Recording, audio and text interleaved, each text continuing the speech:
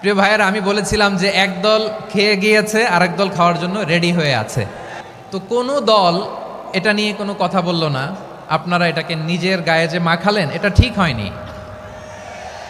আর এই জাতীয় বার্তা যখন আমরা দেই, তখন যদি আপনি বলেন যে পারলে রাজনীতিতে আসেন, পারলে দল করে দেখান, এটা হইল?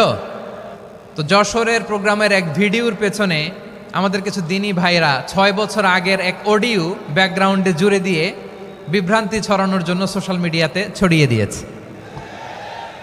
তো তাদের প্রতিও আমাদের কোনো রাগ নাই, ক্ষোভ নাই। তারা হয়তো দিনই তাকাদা থেকেই করেছে। বিশাল মাঠ, আমি তো বাংলাদেশের অলমোস্ট অধিকাংশ জেলায় গিয়েছি। এই এমসি কলেজের ময়দানের মতো মাঠ আমার চোখে আর পড়ে নাই বাংলাদেশ।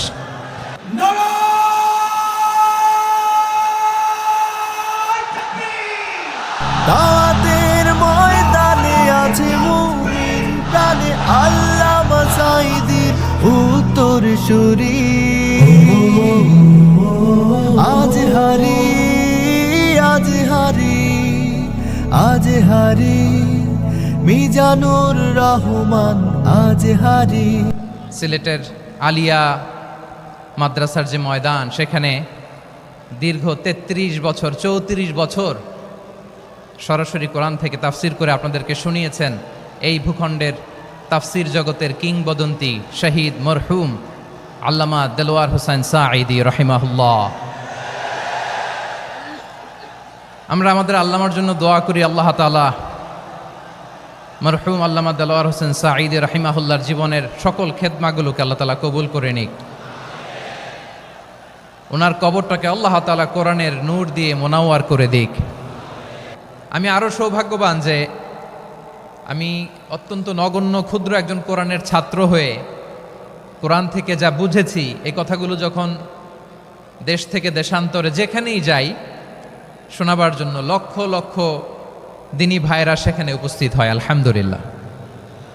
এবং যারা আসতে পারেন না, এরকম কোটি কোটি বনি আদম পরবর্তীতে সোশ্যাল মিডিয়ার কল্যাণে তারা কথাগুলো শোনেন, আলহামদুলিল্লাহ। আবার এমনও অনেক আছে যারা আমাদেরকে পছন্দ করেন না, তারাও ডায়েরি খাতা কলম নিয়ে, মোবাইল নিয়ে, ল্যাপটপ খুলে আমাদের আলোচনা শোনেন। আমি তাদেরকেও ভালোবাসি, কারণ আমার স্লোগান হচ্ছে হেরে যাবে ওদের হিংসা, ষড়যন্ত্র, জিতে যাবে আমাদের ভালোবাসা। যারা আমাদের বিরোধিতা করে, আমাদের ব্যাপারে ঘৃণা ছড়ায়, তাদের জন্য আমাদের বুক ভরা দরদ আর ভালোবাসা আছে না নাই? কারণ ভালোবাসা দিয়ে যা জয় করা যায়, কঠোরতা দিয়ে তা পারা যায় না। তো যারা বিরোধিতার জন্য আমাদের আলোচনা শোনেন, তাদেরকেও ওয়েলকাম। যারা আমাদের আলোচনা আউট অফ কনটেক্সট নিয়ে এক জায়গার মাথা আর এক জায়গার লেজ জুড়ে দেন, তাদেরকেও ওয়েলকাম। গত সপ্তাহে আপনারা জানেন খুলনা বিভাগের প্রোগ্রাম আমি দিয়েছিলাম যশোরে আদ্দিন ফাউন্ডেশনের উদ্যোগে। তো যশোরের প্রোগ্রামের এক ভিডিওর পেছনে আমাদের কিছু দিনী ভাইরা 6 বছর আগের এক অডিও ব্যাকগ্রাউন্ডে জুড়ে দিয়ে বিভ্রান্তি ছড়ানোর জন্য সোশ্যাল মিডিয়াতে ছড়িয়ে দিয়েছে।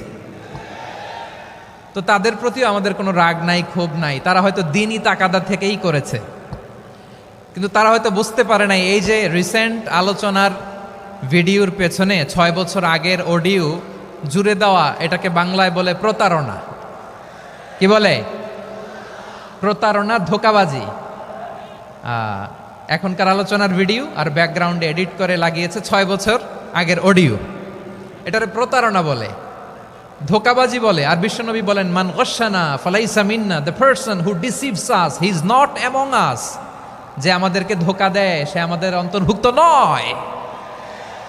তো বিশ্বনবীর এই হাদিস তারা মনে রাখে না।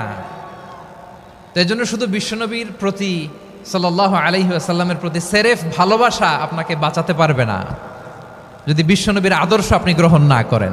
তার জলজান্ত প্রমাণ, আবু তালেব বিশ্বনবীকে অনেক ভালোবেসেছেন আলাইহিস সালাতু ওয়াসসালাম। পলিটিক্যাল শেল্টার, ফিনান্সিয়াল শেল্টার, সব ধরনের শেল্টার তিনি দিয়েছেন, কিন্তু বিশ্বনবীর আদর্শ মানেন নাই।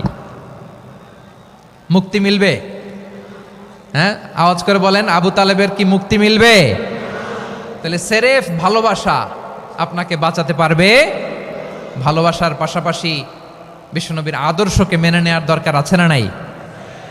তো যারা এই সমস্ত কাজ করেন আমাদের ভাইয়েরা, তাদের জন্য আল্লাহ তাআলার কাছে আমরা হেদায়েতের দোয়া করি।